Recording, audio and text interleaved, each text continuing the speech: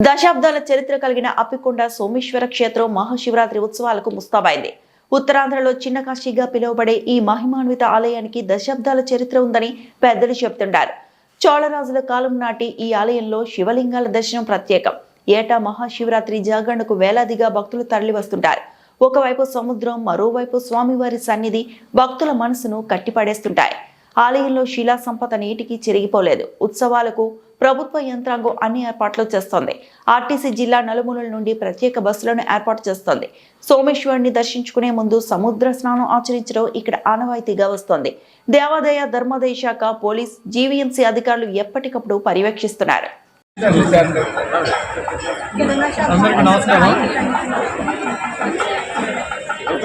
ముఖ్యంగా విశాఖ ప్రజానీకానికి ఆంధ్రప్రదేశ్ ప్రజానీకానికి మహాశివరాత్రి శుభాకాంక్షలు. అప్పికొండ సోమేశ్వర స్వామి దేవాలయం చాలా పురాతనమైంది. స్వయంభూగా వెలిసిన స్వామి. ఇక్కడ గ్రాండ్ ట్రావెల్ ఎప్పటి నుంచి దేవుడిని కొలుస్తూ ఉంది. ఇది దేదీప్యమానంగా దినదినం అందరం కూడా పూర్తిగా 2-3 జిల్లాల నుంచి కూడా శివరాత్రి రోజు చేసేటువంటి స్వామివారి దర్శనాలతో దాన్ని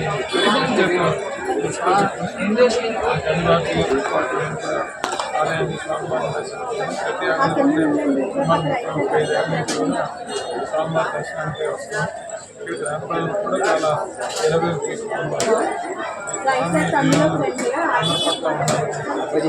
గ్రామాలని కలిసి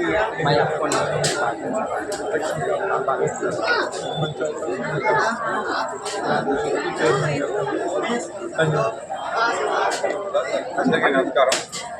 మిత్రుడు గారు, విద్యార్థి గారు, అలాగే ఆరోగ్య చైర్మన్ గారు, నాతో పాటు ఏదైతే మా నియోజకవర్గంలో సందర్భంగా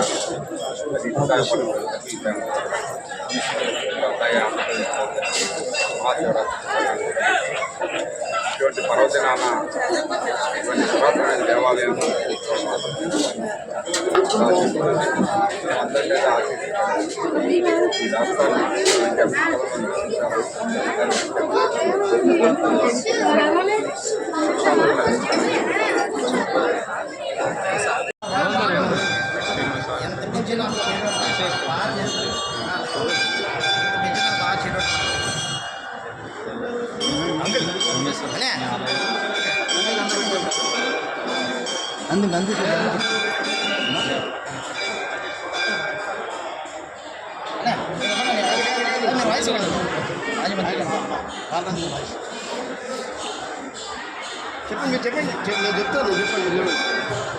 అందరికి నమస్కారం. విశాఖ నగర ప్రజలకు, రాష్ట్ర ప్రజలకు అందరికీ కూడా ముందుగా మహాశివరాత్రి శుభాకాంక్షలు తెలియజేస్తున్నాం. ఈరోజు ఇంద్రుడి నియోజకవర్గం 77వ వార్డు ఉన్నటువంటి మహాపురాతనమైనటువంటి మహాశక్తివంతమైనటువంటి అప్పికొండ పరమేశ్వర స్వామి దర్శనం చేసుకోవడానికి రావటం, అలాగే లక్షలాది మంది ప్రజలు ఈరోజు ఇక్కడికి దర్శనం రావడం, చక్కగా ఇక్కడ ఏర్పాటు చేసినటువంటి ఈవో గారు కానీ, చైర్మన్ గారు కానీ, కమిటీ వారు కానీ అందరూ కూడా చక్కగా ఏర్పాటు చేసి ఎటువంటి తొలగాట్లు లేకుండా స్వామివారి దర్శనం అందరికీ చక్కగా సమానంగా జరిగే విధంగా అన్ని ఏర్పాట్లు చేయడం, మేమంతా కూడా స్వామివారి దర్శనం చేసుకుని రావడం, అలాగే మాకు కూడా చాలామంది పెద్ద పెద్దలందరూ కూడా రావడం జరిగింది. వీఐపీలు కూడా రావడం జరిగింది. శాసనసభ్యులు పంచకల్ రమేష్ బాబు గారు వచ్చారు. అలాగే మాజీ మంత్రివర్యులు బాలరాజు గారు, ముఖ్యంగా మాజీ ఏపీటీఎస్ చైర్మన్ గారు అయినటువంటి ప్రసాద్ రెడ్డి గారు, అలాగే ముఖ్యనాయుడు గారు, అలాగే మాతో పాటు ఉన్నటువంటి ఆలయ కమిటీ చైర్మన్ అయినటువంటి కోటిపల్లి పరిదేశ్ గారు అనే పెద్దలందరూ కూడా పాల్గొనడం జరిగింది. పరమేశ్వరుని దీవెనలు అందరికీ ఉండాలి, అందరికీ మంచి జరగాలని ఇక్కడ మంచి పూజ కార్యక్రమాలు చేయడం, అలాగే ఎంతో పురాతనమైనటువంటి శివాలయం, దాదాపు 500 సంవత్సరాల చరిత్ర ఉన్నటువంటి శివాలయం ఉన్నటువంటి ప్రజలందరూ కూడా ఈ దేవుడు నమ్ముకునే అందరూ కూడా ఉండడం, ఆ యొక్క ఆశీస్సులు ఆయన ఆశీస్సులు పొందడం కూడా ఎంతో సంతోషం వ్యక్తం చేస్తూ ఆయన దేవుళ్ళు అందరూ ఉండాలని మరొకసారి తెలియజేసుకుంటూ మరొకసారి అందరూ కూడా మా సేవకు శుభాకాంక్షలు తెలియజేస్తూ సెలవు తీసుకుంటాం.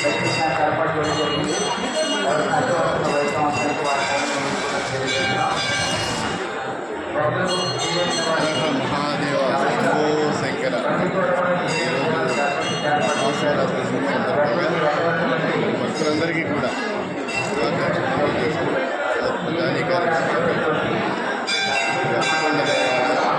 మన ప్రాంతంలో చాలా ఈ శివాలయంలో అందరం బాగుండాలి.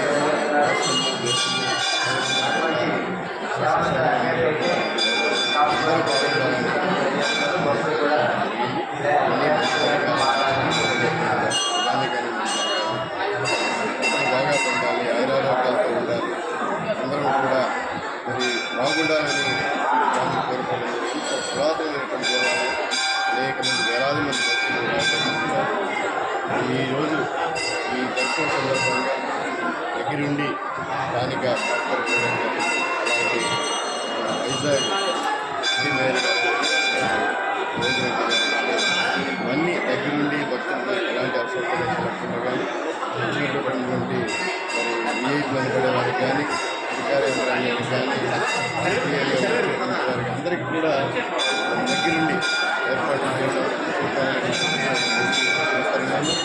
అలాగే ఎక్కడైనా స్థానికంగా బాధ్యతగా వారికి ఉండేటటువంటి స్థానిక పరిస్థితులను బట్టి ఏర్పాట్లు చేయడం జరిగింది.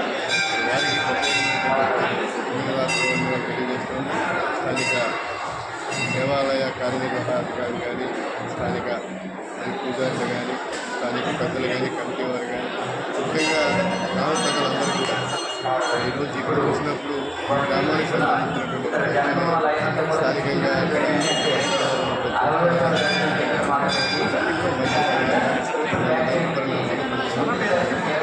ప్రాంతాల్లో కొనసాగాలని అందరికీ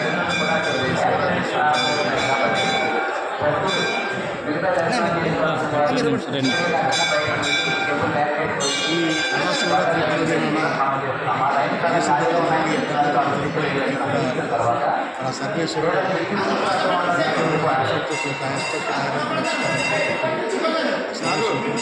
అతి పురాతనమైనటువంటి అప్పకొండ దేవాలయం దర్శనం ఇవాళ విశిష్టత కలిగింది. ఈ దేవాలయానికి మరి ఉన్న ప్రధానికంతో పాటు రాష్ట్రం కూడా సురక్షితంగా ఉండాలని, దేశం అందరికీ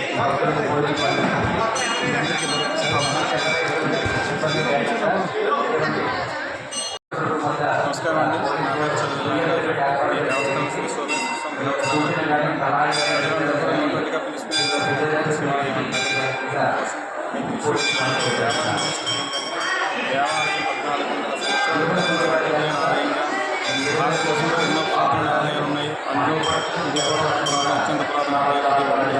అయితే క్షేత్రం ఏంటంటే 6-8 శతాబ్దాల్లో చోళులు లేదా పల్లవుల వారి యొక్క వంశీకులు నిర్మించినటువంటి దేవాలయంగా శిలాశాసనం మనకి చెప్తుంది. అయితే ఆలయంలో ఏంటంటే పంచలింగ క్షేత్రంగా పేరు ప్రఖ్యాతులు పెరుగుతుంది.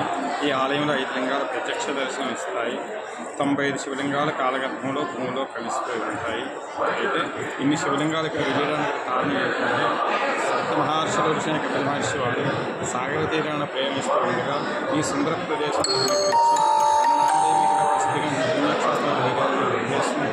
సూర్యాస్తమయం నుంచి సూర్యోదయం వరకు అతను చేసే తపస్సులో 101 శివలింగాలు భగవంతుడీయాలన్న సంకల్పంతో ఆయన తపస్సు చేస్తే 3 శివలింగాలు మాత్రమే ప్రవేశిస్తాయి. 101 రూపాయల వెలిసిన క్షేత్రానికి కపిల మహర్షి పేరు మీదుగా దేశ నిర్మూలగా కపిలగుండగా పేరు ప్రఖ్యాతమైంది. ఆ 100 వెలిసి ఒక శివలింగం వెలివేదినటువంటి కోపులే కపిలగుండగా పేరు పొందలేదు. అప్పుగుండగా ఉండిపోయిన ఆయన శివించడం జరిగింది. వారు అప్పకుండా ప్రేమించకుండా పోగొడుతుంది. ఆయన చేసిన తపస్సులో మొదటి రచించినది అంతరాగం తర్వాత నిలబడలేదు. కాలగర్భంలో భూమిలో కలిసిపోయింది. మరి స్వామివారికి ఏంటంటే ఉత్తరాంధ్ర ఆరాధనగా పేరు ప్రఖ్యాతమైనటువంటి ఈ యొక్క సముద్ర తీరాన శ్రీకాకుళం విజయనగరం విశాఖపట్నం కూడా సముద్ర తీరాన్ని స్వయంగా స్వామివారు అందరూ అన్ని ఇచ్చారు. కోరుకునేవారు పొందుకుంటారు. ఉత్తరాంధ్ర ఆరాధనకి సాగర తీరాన్ని స్వయంగా. అయితే స్వామివారిని మహాశివరాత్రి ఉద్దేశించి అందరూ కూడా అన్ని డిపార్ట్మెంట్ నుంచి సహాయ సహకారాలు తీసుకొచ్చి అయితే మన దేవాలయానికి స్వామివారి భక్తులు 50 మంది ఇచ్చేసి ఈ యొక్క స్వామివారిని దర్శించుకుని కృపాకటాక్షలు పొందుతున్న మనస్ఫూర్తిగా కోరుకుంటున్నాను.